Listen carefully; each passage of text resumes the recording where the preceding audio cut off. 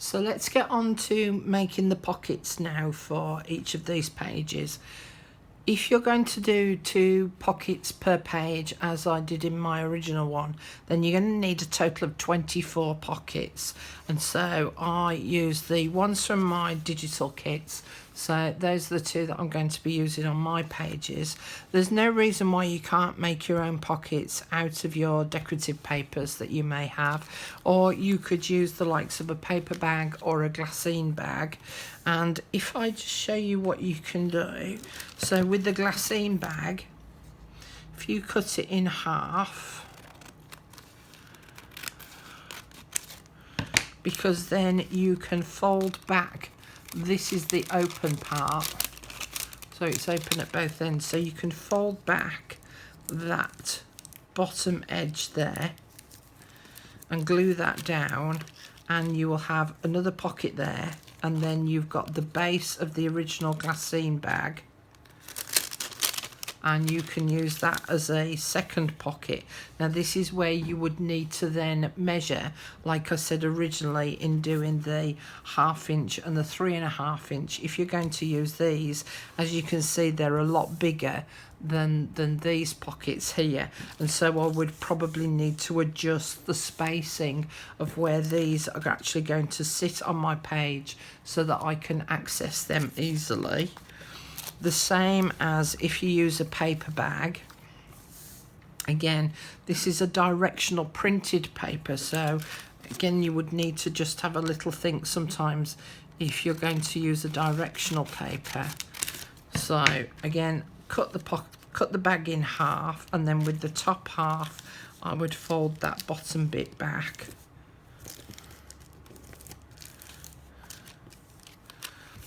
And I would then have my 2 pockets again.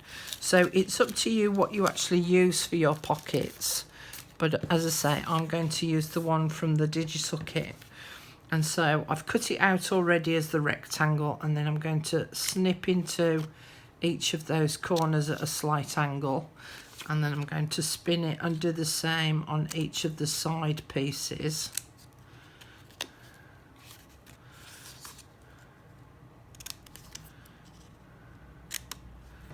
And it just, with that tapering, it just helps to make it neater so that you don't have bits of paper sticking up from the top edge of the pocket.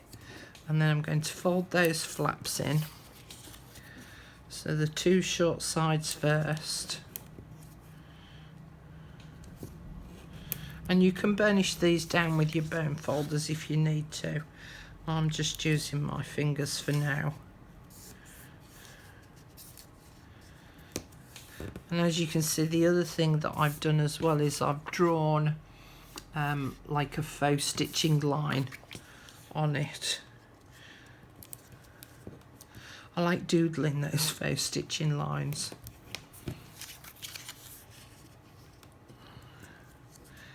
But there's no reason why you can't stitch them. And of course there's no reason why you can't add any lace to each of the pockets or any flowers that you may have. And then I've drawn the lines on this page so that you can see them more easily, because with me creasing them, you couldn't see the folds very easily, the creases very easily that I'd made. So at least doing it this way, you can see where I'm positioning the actual pocket. And then I'm putting some glue just purely on those flaps. And that one I'm putting on the bottom. So I'm looking at the distance from the edge of the page so that I know that I've got them all nicely lined up.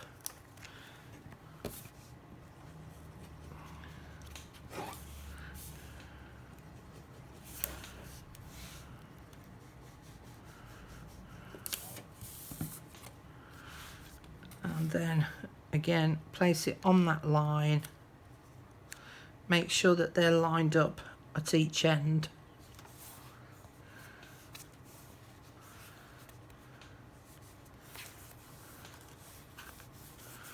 And then I'm going to add a glassine one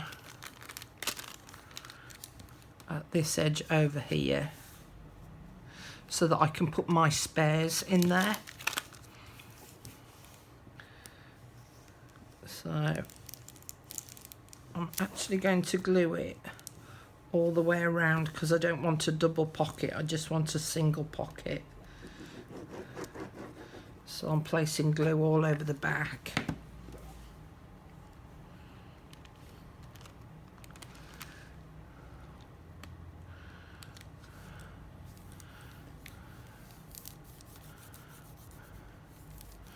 And then I will add some lace onto this, and then I'll be able to sit my spare cards inside of that pocket there.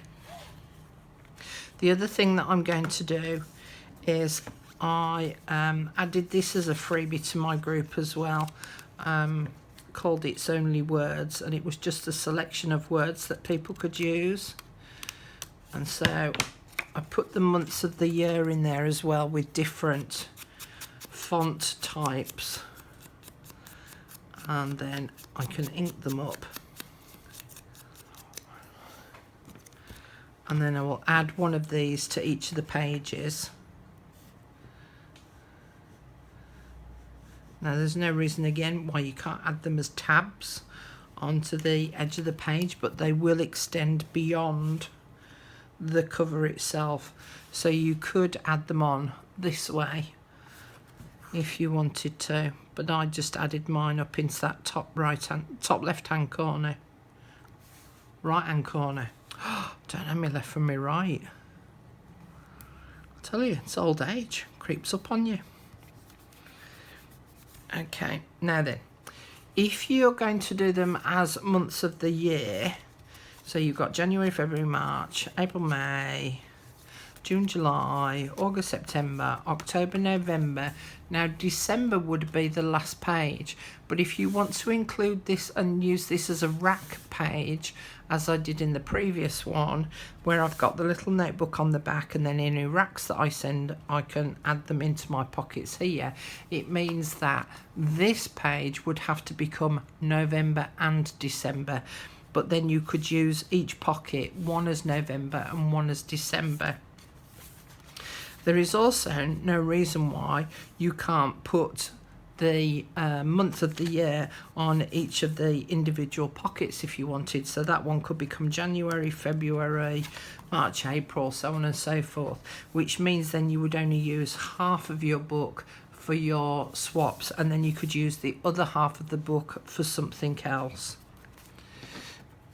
So then I would add my cards, and they come in this. I chose 4 colours so that I knew that they would sort of blend in with a lot of different sort of backgrounds and papers that could be used. So I've added those to my internal pocket, and as I say, I will add some lace onto that later.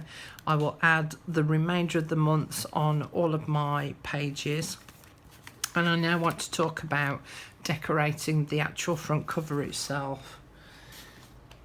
So what I've done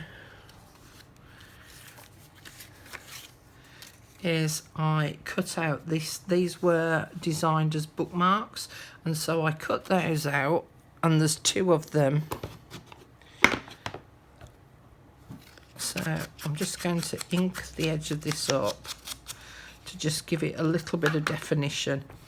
Don't feel that you have to ink absolutely everything up, because sometimes it just gives it a nice, neater, clearer finish. But I just think because I'm layering it, I want that little bit of extra definition. Let's just spin that over, put it on this side. Okay, so I'm going to layer it up with, this is going to go onto the green card.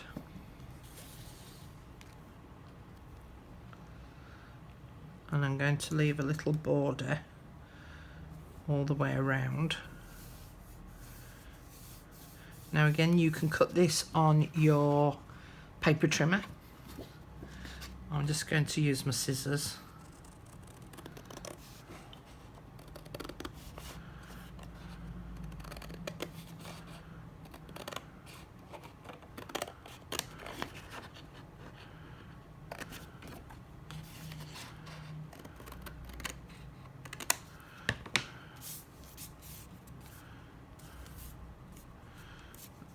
Just need to take a little bit off this edge.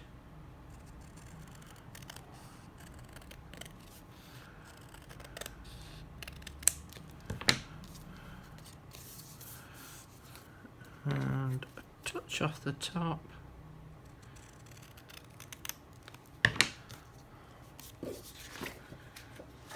And then I'm going to add it to the cream.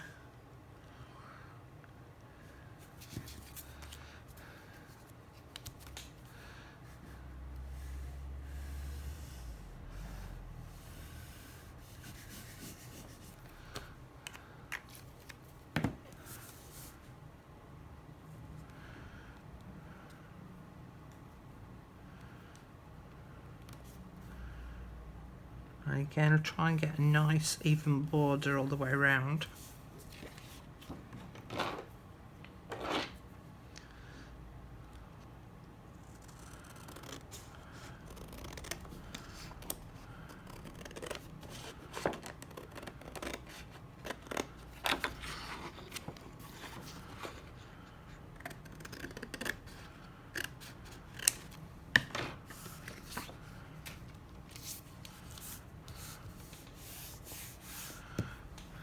And then I've got this crochet doily piece, and I would cut that in half, but I've got some pieces here that I can utilise, and I would stick that on the back at the top and the bottom.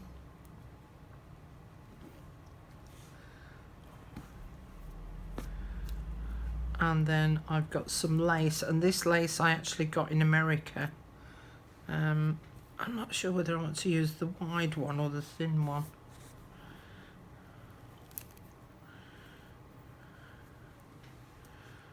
I think I'm going to use the thinner one. Okay.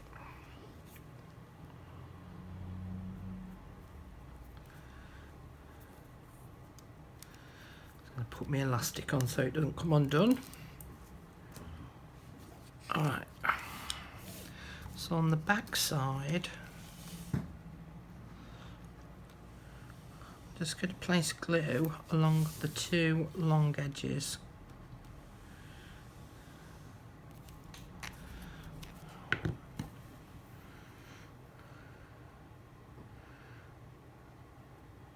And then I'm going to use the line that's on the lace to stick onto the edge of the card.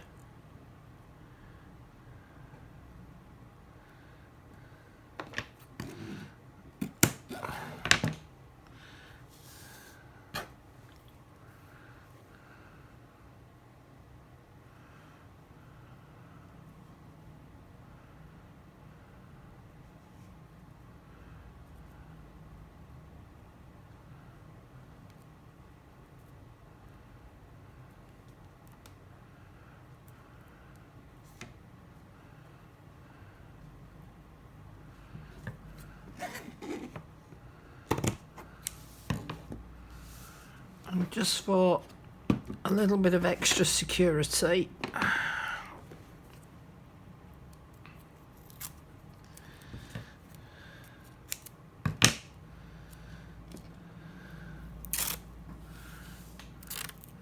I'm just going to add some of my micro pour on the back.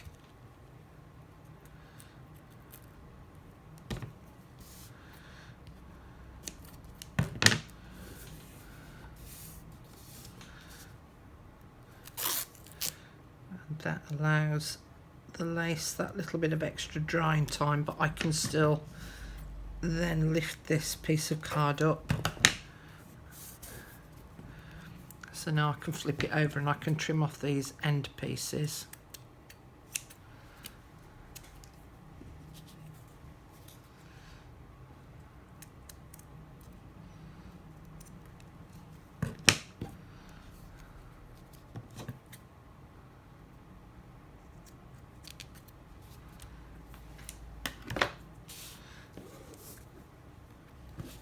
And again, flip it over.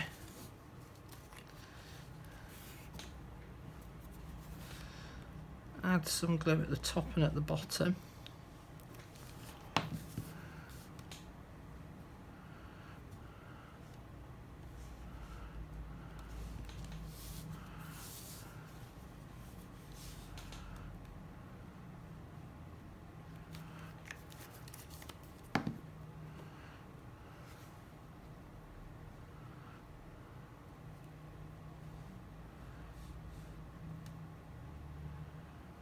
And again, I'm just going to add a bit of micropore on there to just keep it in place whilst that glue is drying.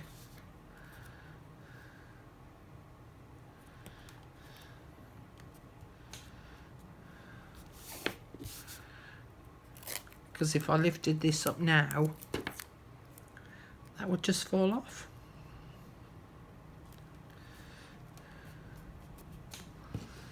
Okay. Fold that end over so I don't lose my end as well. There we go.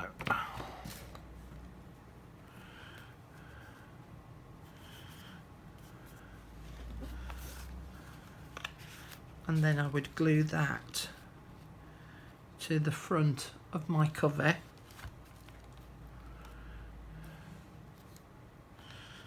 Yeah, happy with that.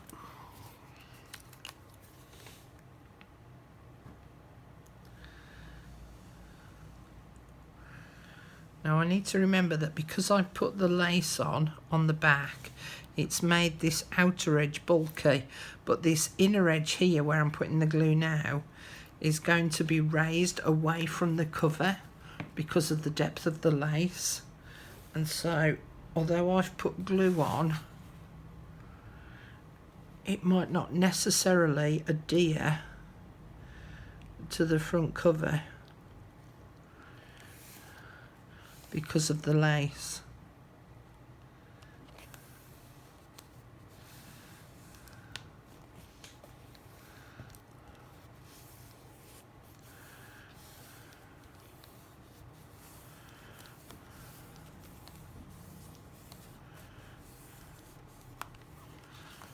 Okay, so that's that bit.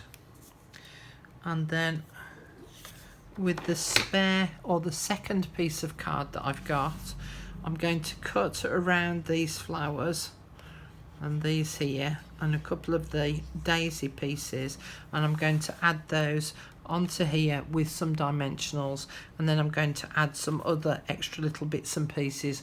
I don't think you need to watch me doing that, so I'll just show you what the original looks like. So again, so you can see, look, I cut these out here, added those on, and then as I say, I put some of the little pearlized liquid pearls, little dots on there. I put some buttons on, I put some of the pearls on here as well, and did some faux stitching on the front too. And that really is basically it. As I say, the only other thing that I did on the back here was I cut out one of the pockets again, but I cut off the outer strips. So if you imagine that without that bit on, let's cut that bit off.